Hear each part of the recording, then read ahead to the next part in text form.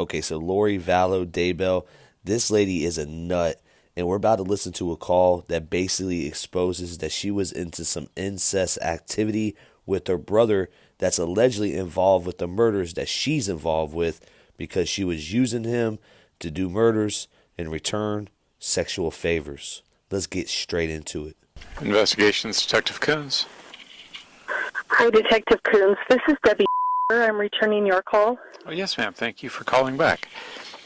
Sure. So, I'm not really sure. Did you provide the Chandler Police Department with a tip on a specific homicide investigation? I did. Okay. I didn't want to, lead into what the information was or anything like that. Okay, so this is Lori's brother Alex's ex-wife calling detectives explaining the relationship between Lori and her brother. Well, I can only share the conversation. So I was married to Alex many years ago, and our marriage ended within a year. With all of the murders surrounding her family members and how much involvement Lori had and her brother had, his death happening months after her ex-husband died and he was involved with it, it just doesn't add up to me. Like, he died from natural causes. Very surprising. Coincidence, or is there something more to it? We stayed in very close contact for several years. And I spoke to Alex last, right after he had served time in jail for the assault on Joseph Ryan. And when he was telling me about it, now Alex, I'm sure you know from your investigation, was a comedian. And he was always joking about things in a funny way or trying to be funny. And he did tell me he was still really, really mad at Joseph Ryan because of things with his sister Lori. Okay. Custody issues. And he had told me that Joseph Ryan had possibly sexually abused the kids, Colby. Now, Colby Ryan is the only living child from Lori, and I'm so sorry that this happened to you, and I'm sorry that we had to play that and hear that happened to you. He has a YouTube channel. Make sure you check it out. As well as Tylee. But when I would ask Alex a lot of questions about it and try to dig deeper, then it would turn into, well, we're just trying to get custody, and he would flip-flop around quite a bit on whether or not that abuse had actually taken place, whether they had any proof it had taken place, or if they were just playing games to try to help his sister get custody. Mm-hmm. But in that conversation, he told me that he wanted to bait Joseph Ryan into a fight so that he could kill him. And if I had really at that time thought he was serious, because he said it in a joking way, but it was still creepy and weird. Weird enough that I never spoke to Alex again. That was the last time I ever talked to him. I just thought, okay, jail has not been kind to him. He's off his rocker. I really don't want to have this guy in my life anymore. Oh. So I just never spoke to him again. That was the last time. But he had told me he wanted to bait him into a fight so that he could kill him and claim self-defense. And how long after how long after Alex had been released from serving his time that you guys had this talk? I think it was probably 2-3 months.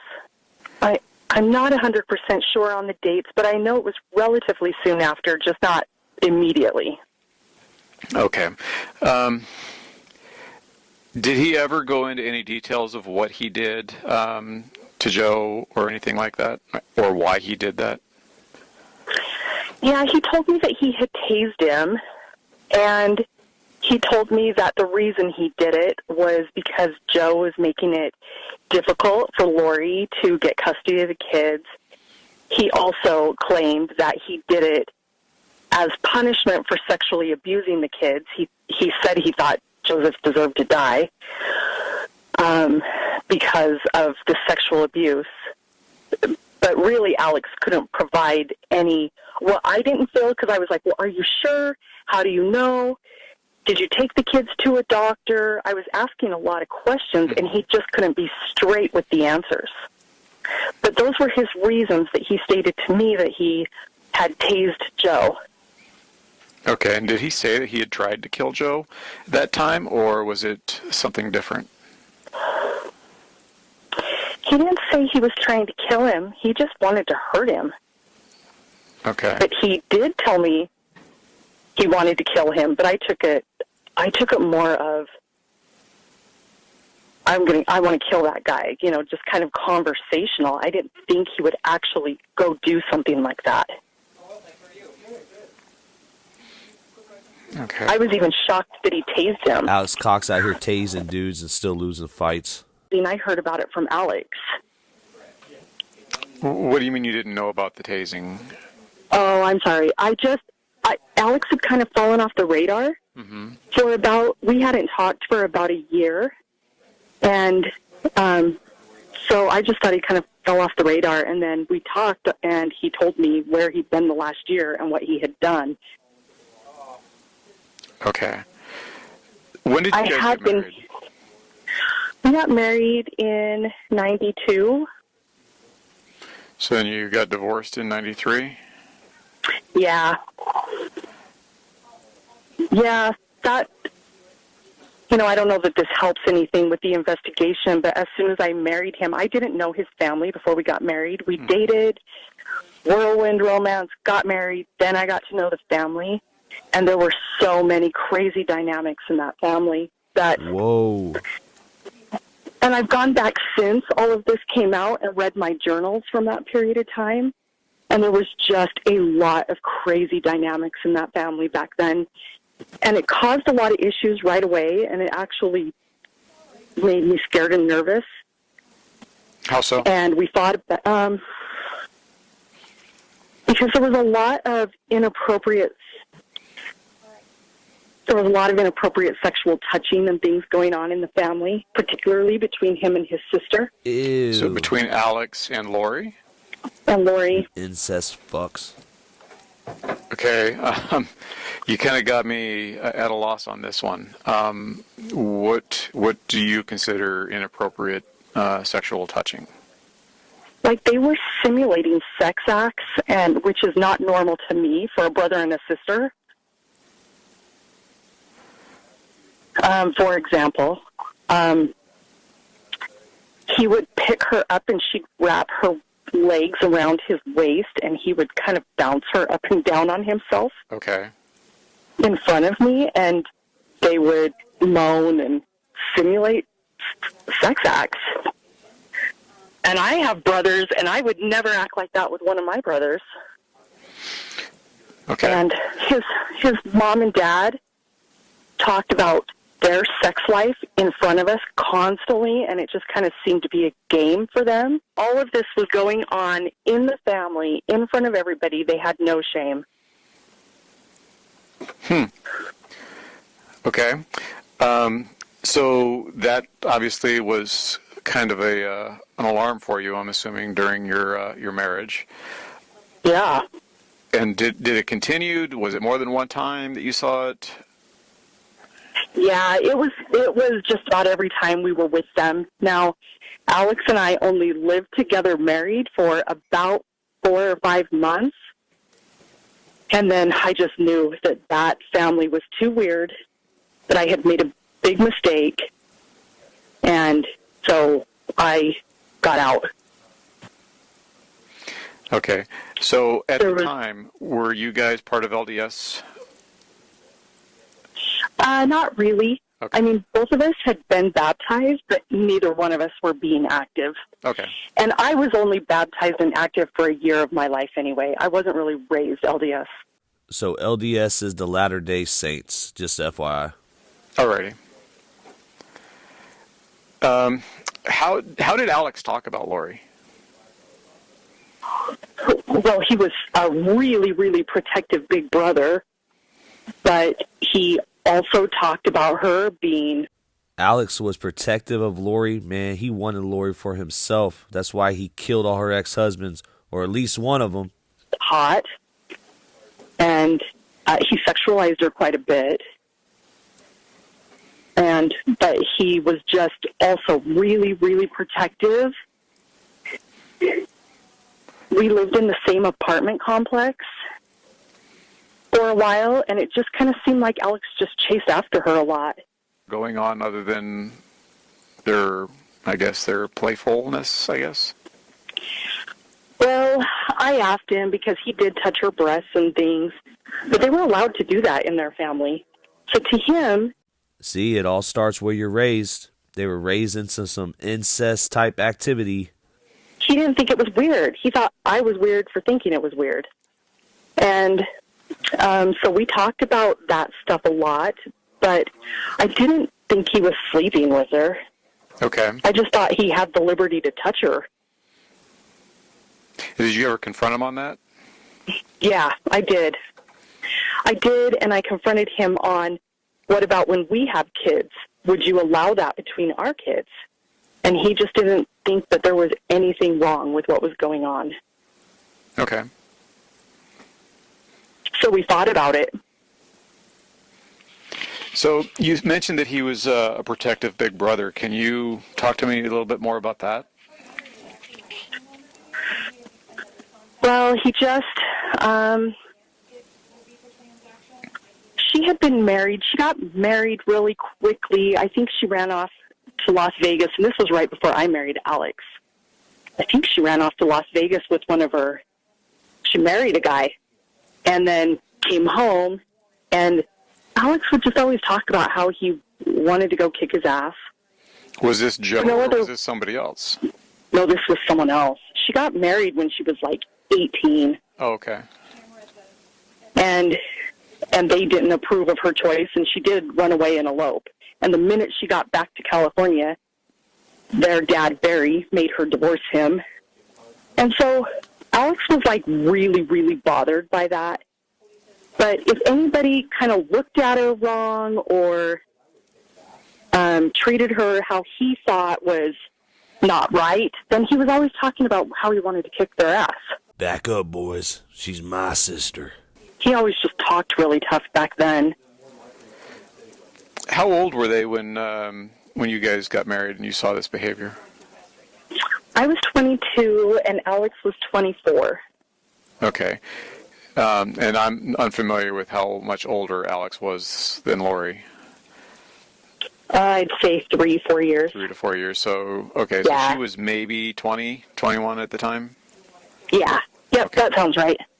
Okay. And this, where was this at? What state? Utah. In Utah? Mm-hmm. Lori and Alex both lived here in Utah. And then we just went to California a lot. And so a lot of the inappropriate behavior that I saw, I didn't see any of that in Utah. All of the inappropriate behavior I saw was in California at their mom and dad's house.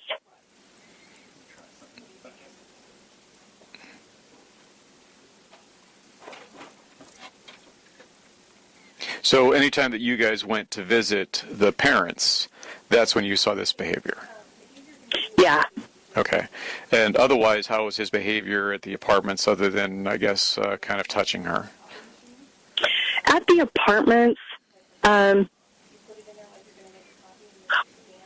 didn't really see them interact too much. It seemed like here in Utah, she had her friends that she ran around with, and Alex and I were always together.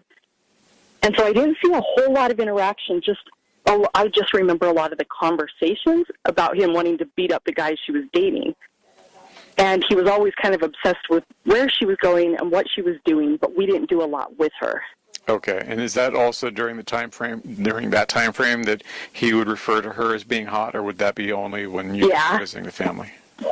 No, that was during that time he would talk about how hot she was. Okay, and to your knowledge, are they biological brother and sister? They are, to my knowledge. Okay.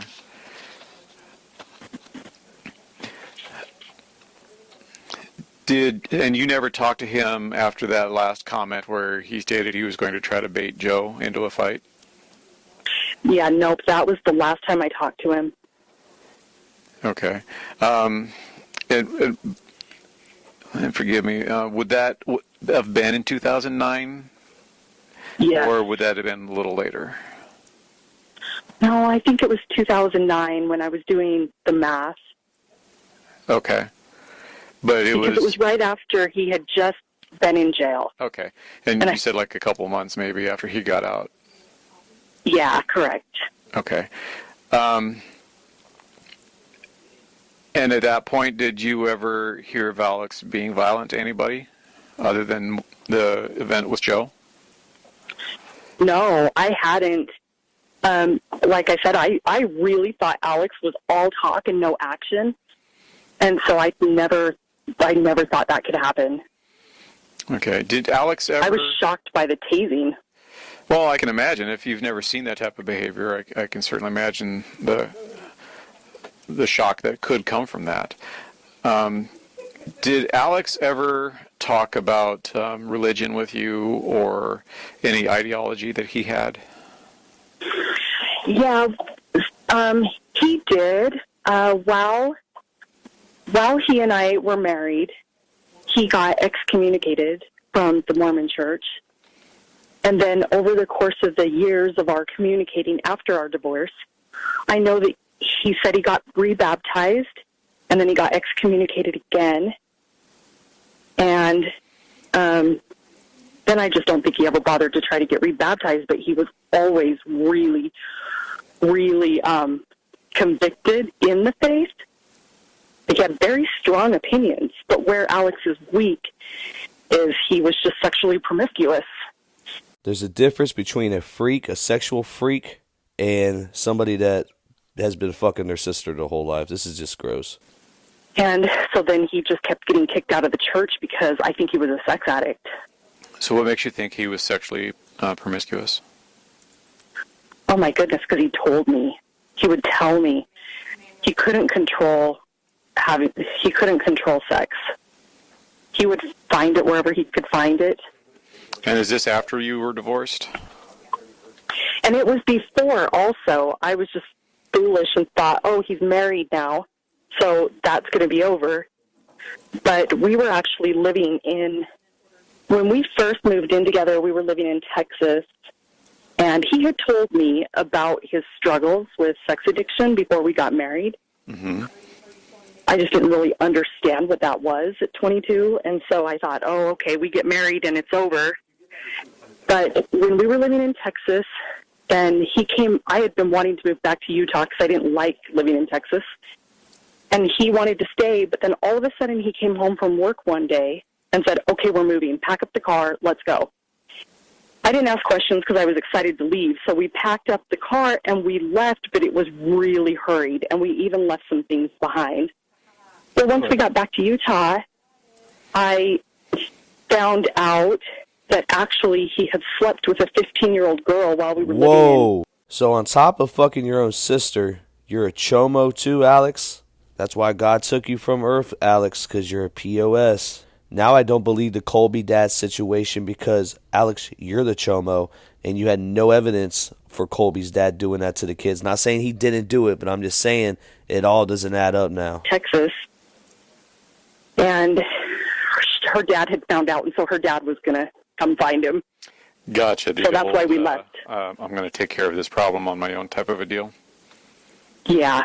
So Alex, that was why Alex came home and said, okay, we're leaving right now. Okay. And we were already married at that point, but that did play into our divorce. There was just too much promiscuity. Sure. Surrounding sex in our marriage early on. So infidelity then, I'm assuming, was part of the issues? Just with I only know about the 15-year-old girl. Mm-hmm. I only know about that one.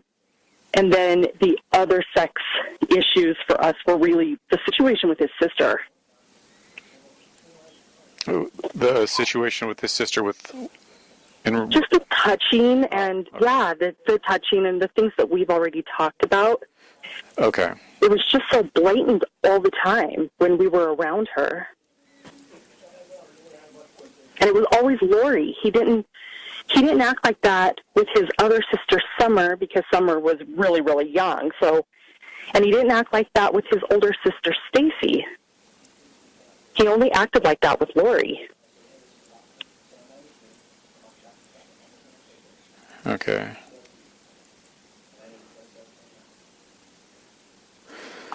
Okay. So since all of this stuff has obviously been hitting the media, have you been contacted by any other family members or anyone else and provided information with the intent that they wanted you to say this or anything like that? No. No, I've actually really, really kept a low profile because I don't want to be in the news. I don't want my kids felt a responsibility to at least say what I heard in that last conversation.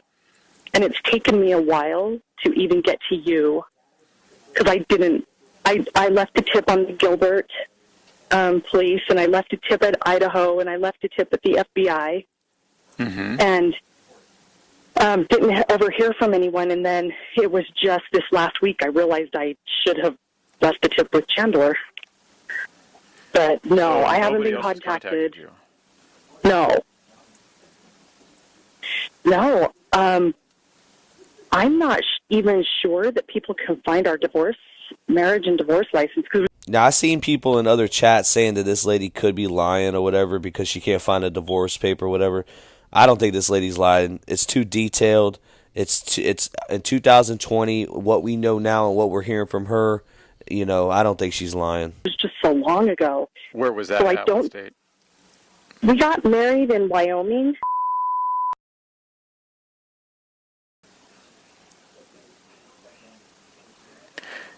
And was it pretty much a know-nothing deal for the divorce?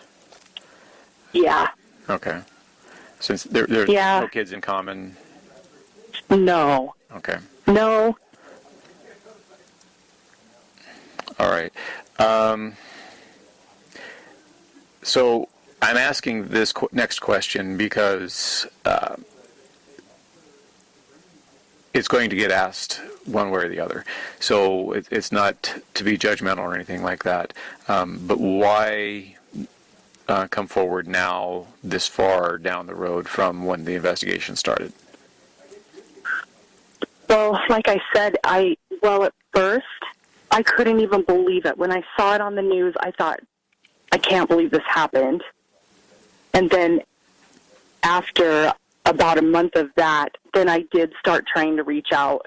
I tried all of those agencies that I told you about. Okay. When did you actually first hear about this? December. December of last year? Yes. Okay. And that was because of the search for the kids and or the death of Alex or what? No, it was it was the search for the kids. I was watching the news one night, Okay, and you and it came on, and I was just floored. Okay. All right. I'm going to just let you know that we record our conversations just because the prosecutors want that done. But I'm going to stop the recording now so I can actually ask for your personal information. Okay. So just kind of. Okay, can I tell you one thing, though? Yes. Because I don't want to leave anything out. Yes. When I first found out, very first, I did reach out to Alex's sister, Summer, through Instagram and just said, because I heard Alex had died. And so I reached out to his sister, Summer, and I said, I'm just so sorry to hear about Alex. And her response was, don't believe what you're seeing in the news. So your brother dies allegedly from natural causes. His ex-wife messages you telling you sorry for the loss, and you message her back saying, don't believe everything on the internet and the news. If that doesn't seem fishy to me, like what, did Alex Cox fake his death and you were trying to give her a clue? Like, what the heck is going on? But I'm going to end it here. For the full video, go to Amber Nola's YouTube channel. You can listen to this full call.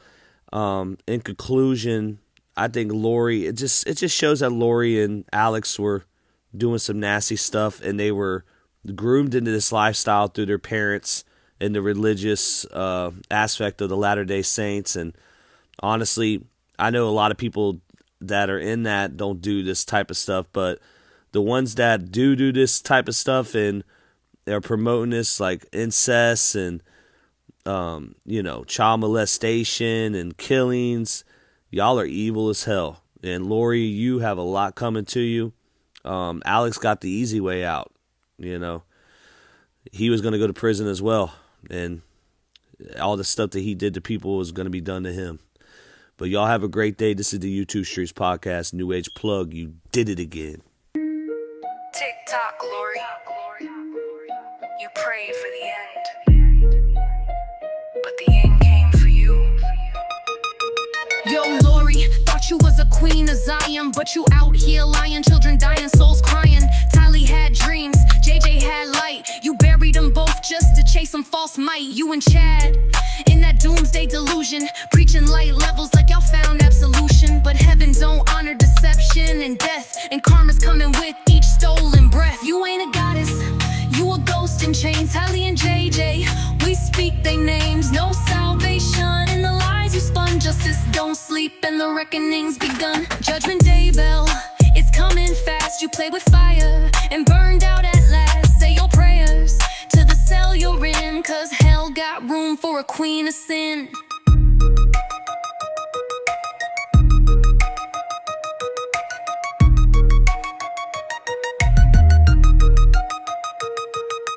Cold as ice when you danced at that wedding. Kids in the dirt while you smiled unbidden. You loved a man who played God for a game. Now your last name drips with eternal shame. Zombie talk, girl, that ain't divine. It's a front for a crime, a corrupted shrine. A mother's love, nah, you sold them out for a paperback profit and a selfish route. Taylor laughed, JJ played. Now candles burn where they should have stayed. They had futures, you had faith, but now it's justice served on a plate. You ain't a goddess, you a ghost in chains. Tylee and JJ, we speak their names. No salvation in the lies you spun. Justice don't sleep and the reckoning's begun. Judgment Day bell, it's coming fast. You play with fire and burned out at last. Say your prayers to the cell you're in, cause hell got room for a queen of sin.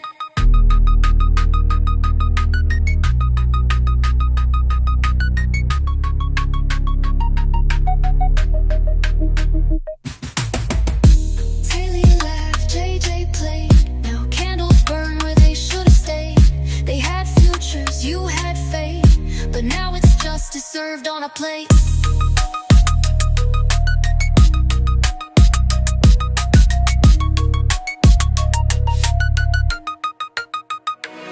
You ain't a goddess, you a ghost in chains. Tylee and JJ, we speak their names. No salvation in the lies you spun. Justice don't sleep and the reckoning's begun. Judgment Day bell, it's coming fast. You play with fire and burned out at last. Say your prayers to the cell you're in, cause hell got room for a queen of sin.